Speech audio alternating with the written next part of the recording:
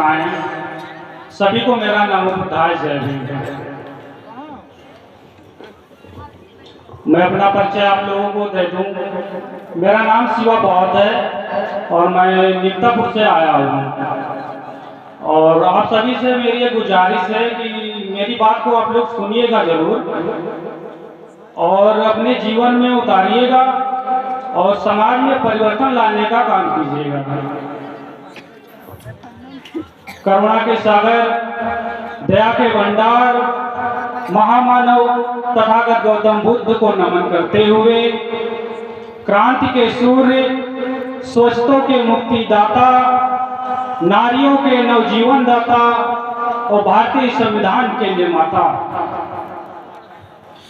आप सभी लोग विचार कीजिए कि इस देश में हमारी और आपकी क्या स्थिति थी, कैसी व्यवस्था थी कि जिस तालाब के पानी को जानवर पी सकते थे लेकिन हम और आप उसको छू तक नहीं सकते थे। ऐसी स्थिति थी हमारी आपकी समाज में कि जिस तालाब के पानी को जानवर पी सकते थे लेकिन हम और आप उसको छू तक नहीं सकते थे। ऐसे सार्वजनिक स्थानों से पानी पीने का अधिकार दिलाने वाले, समस्त मानव जाति को एक समानता की श्रेणी में बैठाने वाले हमारे रहबर, हमारे मसीहा बाबा साहब अम्बेडकर को नमन करते हुए, हमारी बहन बेटियों में शिक्षा का बीज रोपित करने वाली, आदमियों के साथ में कंधे से कंधा मिला करके चलने की ताकत दिलाने वाली माता सावित्रीबाई फुले को नमन करते हुए, घर घर में जाकर के ज्ञान की ज्योत जलाने वाले हमारे राष्ट्रपिता ज्योतिराव फुले को नमन करते हुए, 36 अंग्रेजों को मार करके, आप लोग गौर कीजिए कि 36 अंग्रेजों को मार करके इतिहास में नाम रोशन करने वाली बहन उदा देवी को नमन करते हुए, इस देश की आजादी में शहीद हुए भगत सिंह और उनके साथियों को नमन करते हुए, इस देश में सभी जातियों को एक माले की डोरी में सजाने वाले और एक बार फिर से इन सबको बहुजन के नाम से संबोधित करने वाले मान्यवर कांशीराम साहब को नमन करते हुए, मैं अपने विचारों को आप लोगों के बीच में रख रहा हूं। उपस्थित बंधुओं, धन्य थे बाबा साहब अम्बेडकर जिनका जन्म भारत में हुआ और हमको आपको उस मनवाट के गंदे तालाब के कीचड़ से निकाल करके एक स्वच्छ और सागर के जल से नहलाने का कार्य किया है। मैं आपको बता दूं, इस देश में जब मनवादी विचारधारा कायम थी, जब ब्राह्मणी विचारधारा कायम थी, तो हमको आपको पढ़ने का अधिकार नहीं था, हमको आपको अच्छे मकानों में रहने का अधिकार नहीं था, हमको आपको अच्छे कपड़े पहनने का अधिकार नहीं था। लेकिन आज हमारे समाज के पास सब कुछ है और ये सब कुछ बाबा साहब अम्बेडकर की बदौलत प्राप्त हुआ है। उपस्थित साथियों, बाबा साहब अम्बेडकर ने इस समाज के लिए अपने 4 बच्चों को बलिदान दे दिया। बाबा साहब अम्बेडकर ने इस समाज के लिए अपने 4 बच्चों को खो दिया, लेकिन आज यही समाज सो रहा है, जागने का नाम नहीं ले रहा है। हमारे लोग दिखावा करते हैं कि हम अम्बेडकरवादी हैं, हम बुद्धिस्ट हैं। काहे के तुम अम्बेडकरवादी हो? काहे के तुम अम्बेडकरवादी हो? तुम पीते हो शराब, तुम खेलते हो जुआ, तुम अपने बच्चों को पढ़ाते लिखाते नहीं हो और कहते हो कि हम अम्बेडकरवादी हैं।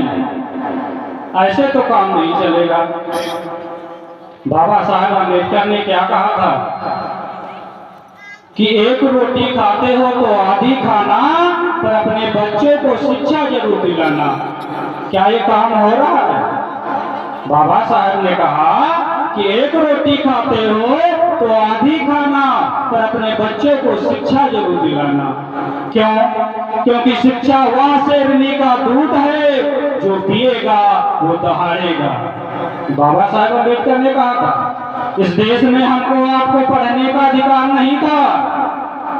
बाबा साहेब अम्बेडकर ने पढ़ने का अधिकार दिलाया और फिर कहा कि हे मेरे बहुजन समाज के लोगों, जाओ अपने घर की दीवारों पे लिख दो कि आने वाले समय में हमारे बच्चे इस देश के शासक बनेंगे, इस देश का शासन चलाएंगे। लेकिन आप लोगों ने क्या किया? अपने घर में जाकर के इन काल्पनिक देवी देवताओं को लेकर के बैठ गए। इसीलिए आज इस समाज का विकास नहीं हो रहा है। जरूरत है आपको जागने की। हमारे लोग भटक गए हैं, हमारे लोगों की दशा खराब हो गई।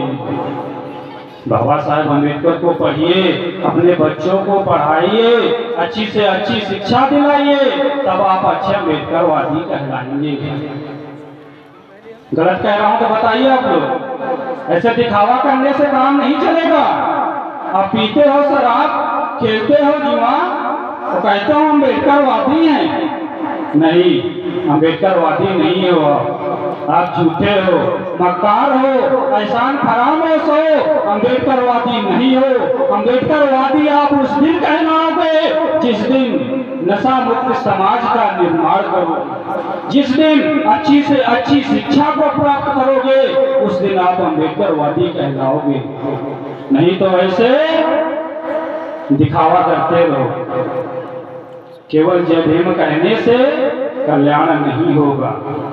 अगर जय भीम कहने से कल्याण होता तो हमारे लोगों ने न जाने कितने सालों तक राम राम जपते चले आए और कभी भी उनका कल्याण और विकास नहीं हुआ, उनका शोषण होता ही रहा। तो केवल जय भीम कहने से कल्याण नहीं होगा।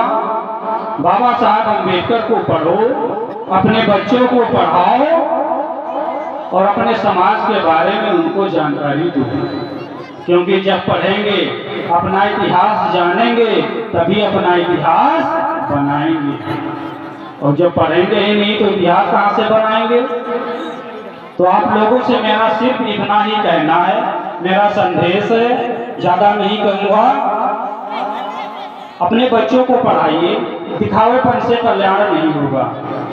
केवल जय भीम कहने से कल्याण नहीं होगा। शिक्षा को अपना हथियार बनाइए, तभी हमारा आपका कल्याण होगा। बाबा साहेब का मिशन तभी पूरा होगा। आप सभी को मेरा नमो बुद्धाय, जय भीम।